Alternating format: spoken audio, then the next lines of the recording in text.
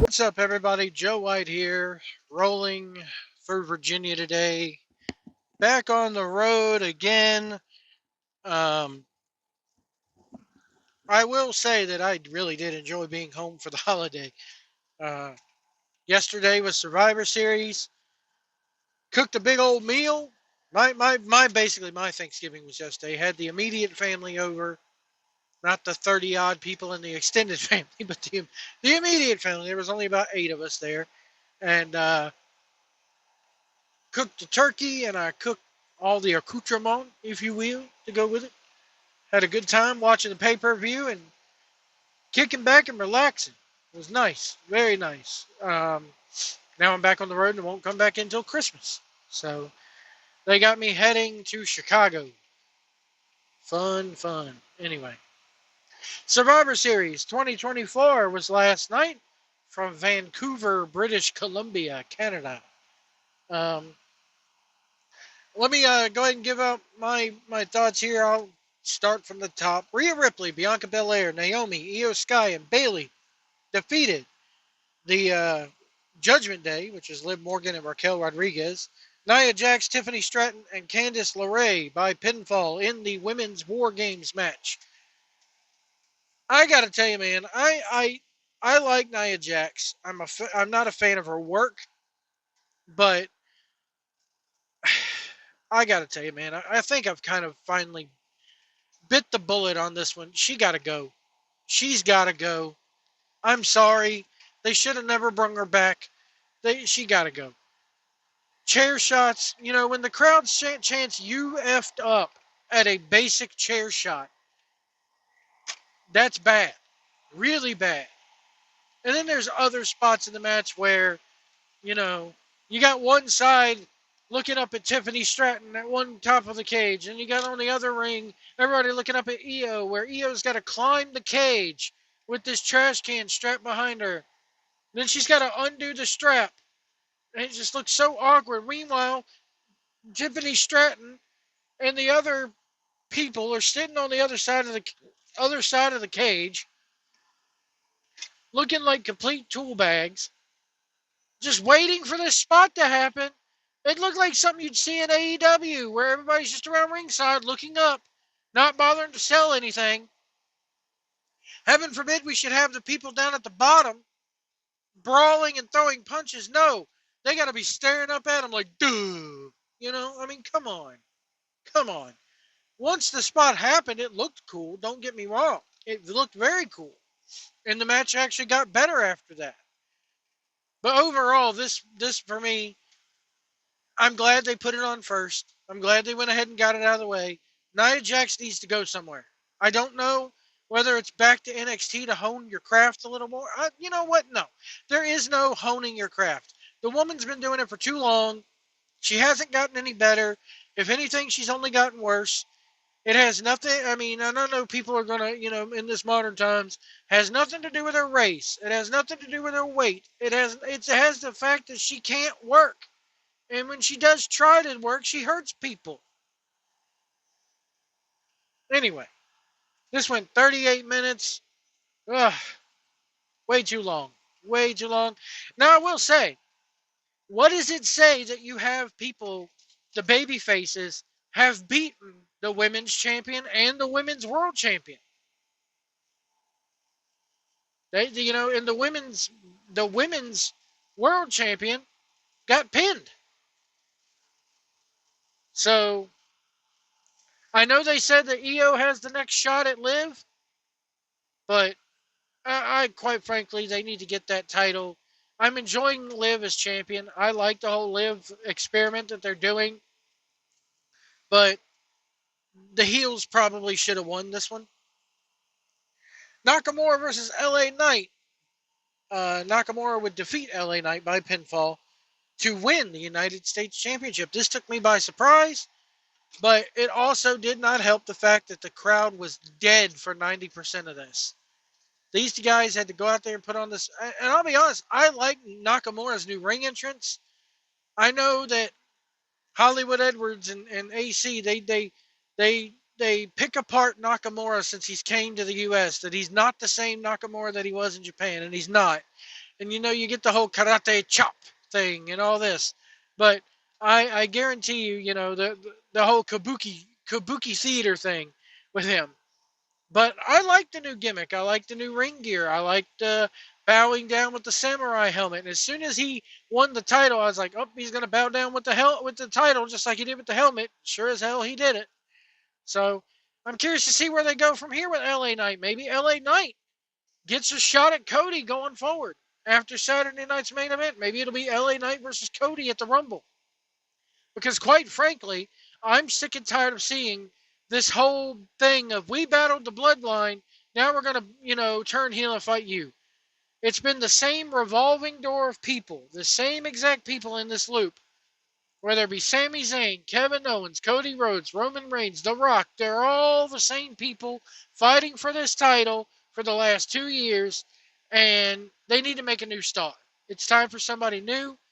They've had LA Knight face Roman before, but nobody believed. It was just a matter of, oh, this guy. It was.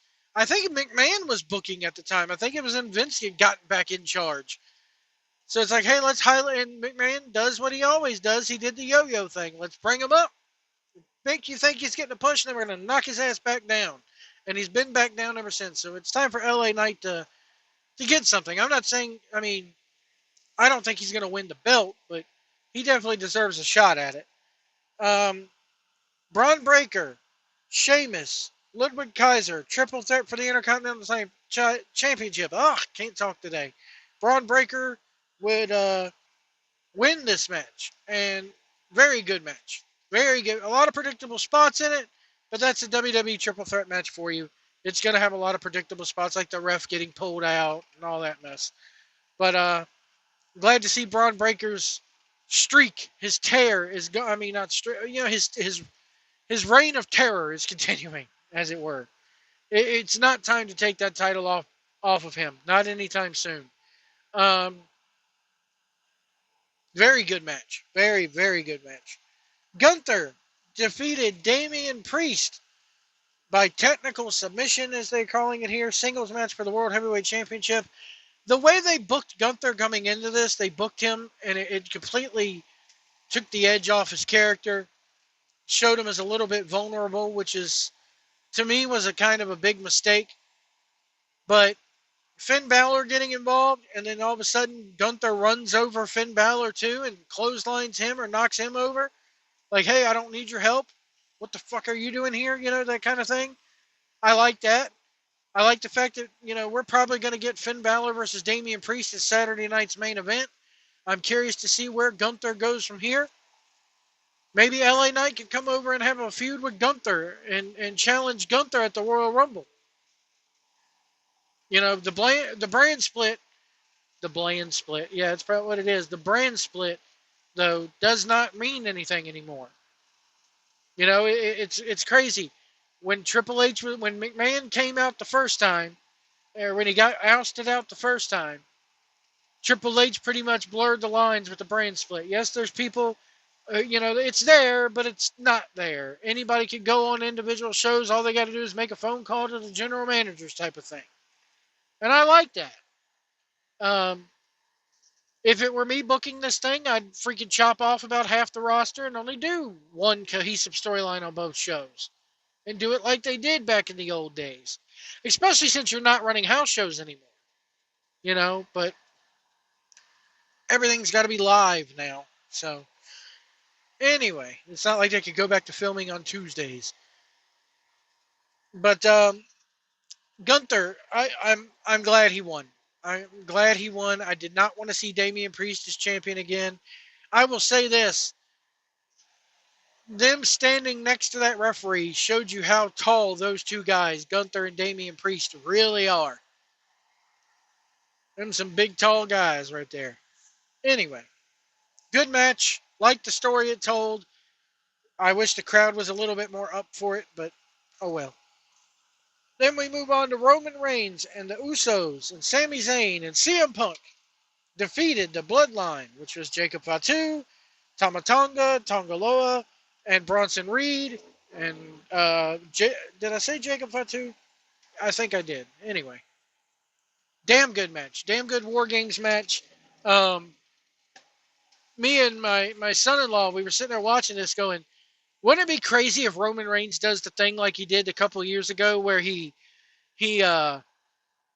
holds somebody back and says, "No, you're not going," and points at somebody and goes, "You go."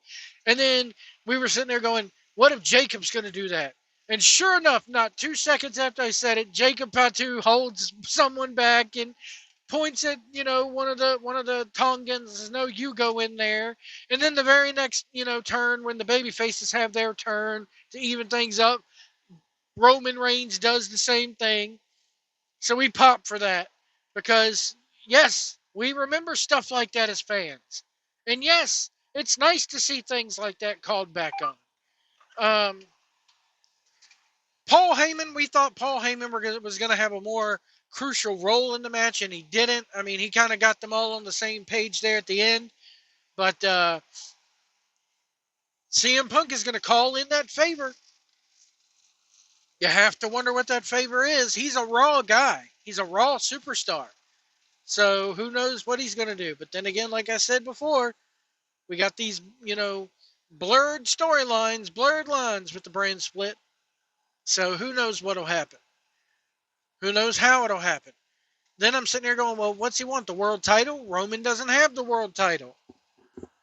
You know, so Cody has it. Maybe he can call in the wise man's favor and get a shot at Cody at the Rumble. Who knows?